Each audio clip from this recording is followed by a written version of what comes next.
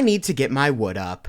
Welcome back to Recreate, where today I plan on doing something that I have literally been meaning to do since like episode 3, I think, which is make myself a much needed wood farm. If we look at my storage system, you can see I'm actually still missing 2 of the wood types. I'm pretty sure it's jungle and acacia, but if we start looking through the chests, less than a stack of birch logs, a few stacks of spruce, no oak, some dark oak, no whatever this is called, mangrove. I need wood desperately. As much as I love going out to collect wood every single time I do a build, as you can see, the style that I've adopted for this series heavily relies on wood. Specifically dark oak and spruce, but this farm is going to have every single kind of wood. I'm honestly just insanely sick of having to go out and collect it every single time I do something.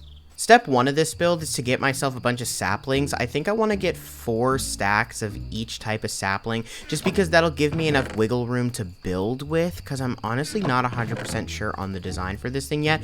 It does look like I'm going to need to go out and get a decent amount of saplings, specifically like dark oak and spruce, but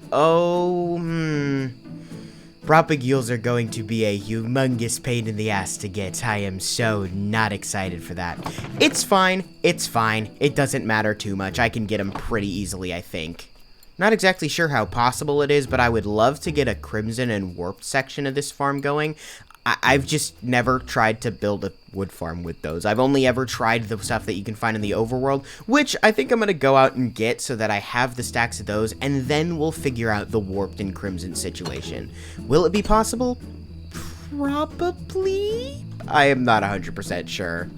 I am 99% sure that there's an acacia biome. Yeah, very close. There's one literally directly north. Hopefully, I won't have to spend too much time there. I did say that I want 4 stacks of everything, so in order to get automatic deforestation, we might have to do normal deforestation, but it's fine. The environment will recover. It's okay. I actually totally lied to you guys. I'm gonna sleep first so that I'm not getting bombarded by mobs while I'm trying to get saplings, because that would absolutely suck a lot. And now that it's day, we can deforest in peace. In all honesty, now that I think about it, 4 stacks of each kind might be a bit much. This farm isn't gonna be too massive, and also, like, once it gets up and running, it's gonna produce its own saplings, so I won't even have to worry about that. So maybe I don't know, 2 stacks. Let's just go with 2 stacks of each for now, which means I'm good on birch, I'm good on oak, I just need, acacia, spruce, cherry, dark oak, and mangrove. It's still 5 different wood types. That's okay.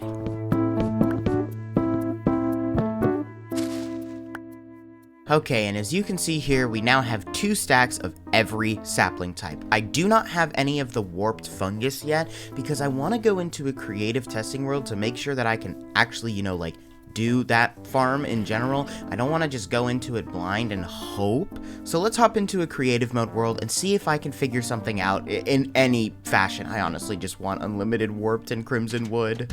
The first thing that I want to test, so we can grow the tree, the mechanical saw. Will that break the tree, or does it need a drill? I'm 99% sure this is going to be fine, but I'd rather be safe than sorry. Yeah, okay, it appears to be working, and this is going to prove my first, kind of area of concern, I think. Yeah, okay. We need warped mushrooms in order to get these trees replenished, or the crimson mushrooms or whatever, but it doesn't drop any, and that's kind of a problem. I think I know how to fix that, but I need to test it and make sure first. If we have just a patch of the nylium and we do this, that's a little concerning. Come on, please. Mushroom? Okay. Oh, both mushrooms. I am liking that. Okay, so that means I can design something that bone meal's ground like this to get us both mushrooms, and the mushrooms get transferred over to this, which will be then broken by the saw, which will then go into the machine. I'm not going to spend any time designing it right now in creative because I want it to be a surprise with the rest of the build, but I'm very happy to know that the 2 things that I was concerned about the most work exactly how I thought they would.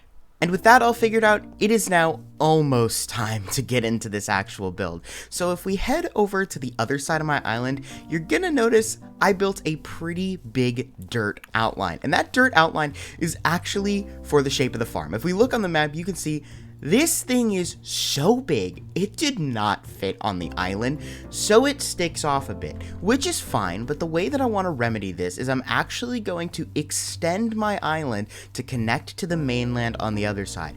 This is probably going to take a pretty long time, because normally I would just cover up the top of this thing, leave the water, and be fine. But the problem is there's mechanics underneath the farm, so I need all the water gone. So before I actually fill anything in, we kind of got to just build an outline for where I want at least the top level to be.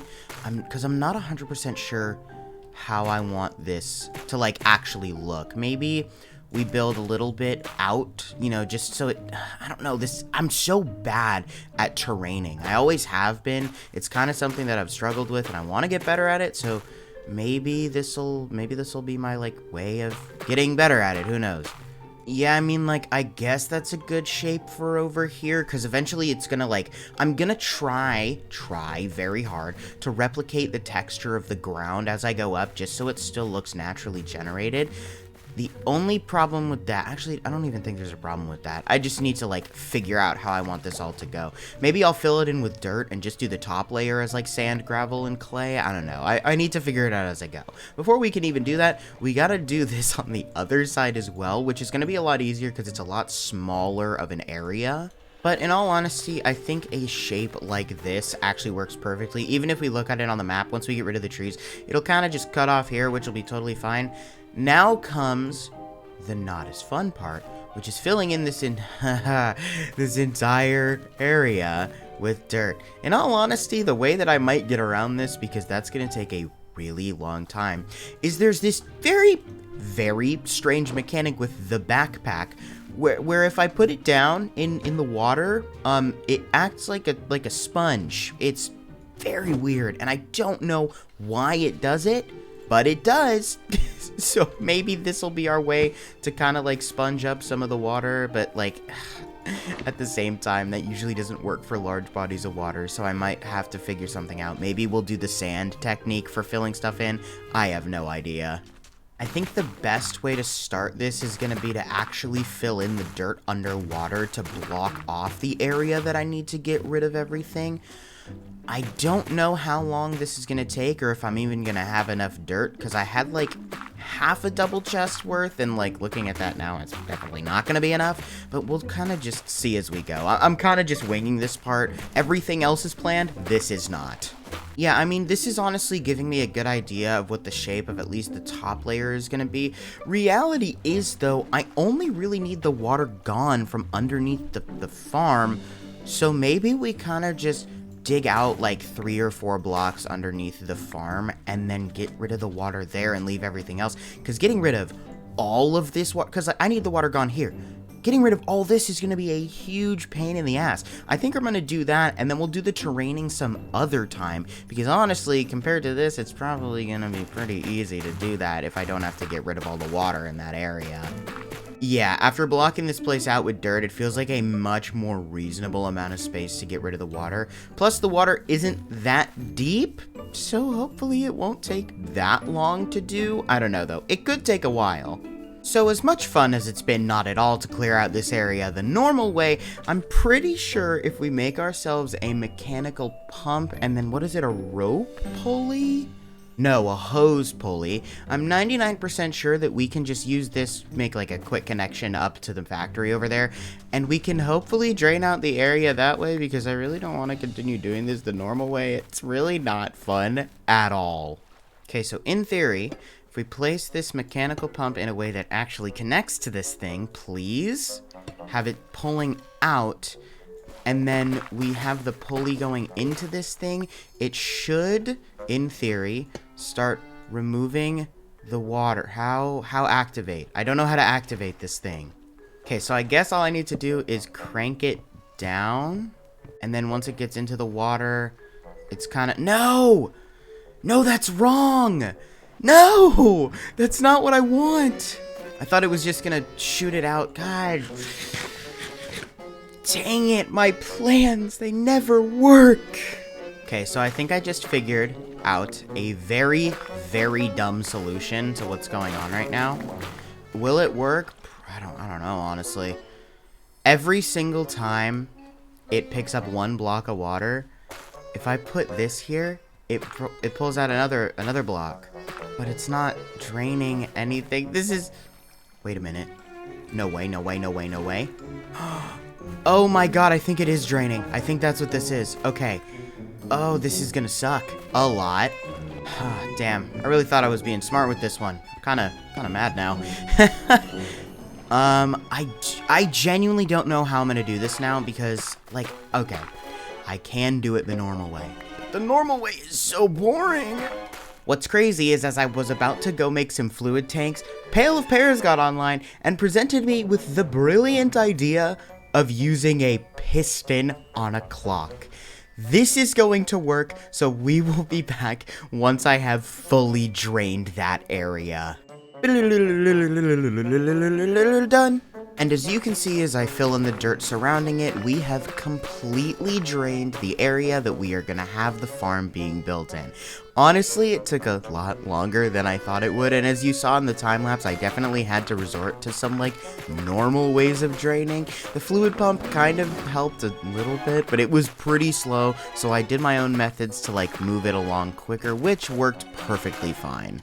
With that being done though, I think it's about time that we start collecting the resources for the actual build itself. It's a lot. We need like 70 something stacks of glass, I'm pretty sure, which is not going to be fun to get. So I just need to do it. I just need to go and do it.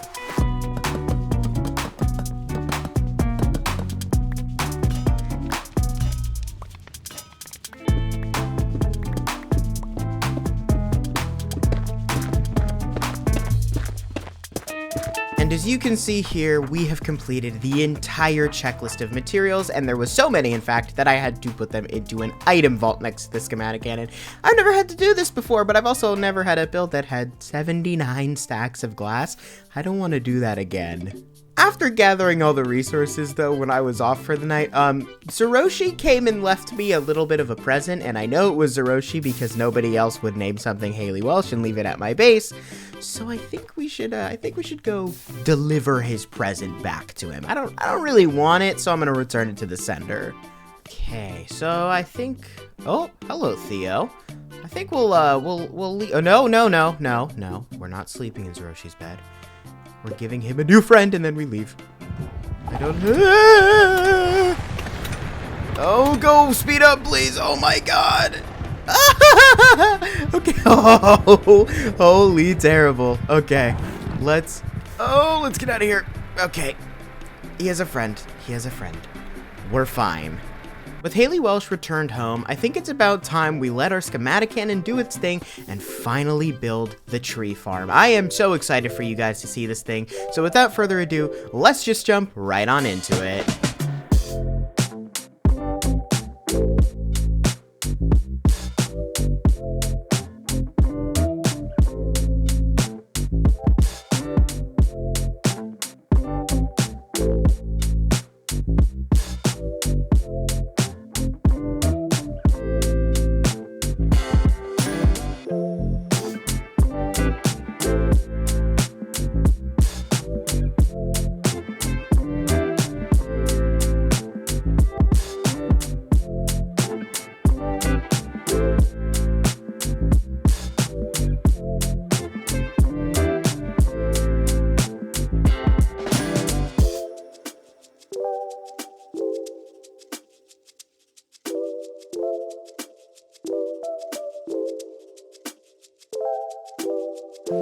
Alright, and here we are, the finished wood farm, where you might notice that there are some things that are a little bit different than the time-lapse. First of all, half of the things are off, well, even when there's trees, and that's because it is very, very efficient. Ignore mangrove, but look at how many logs we've gotten.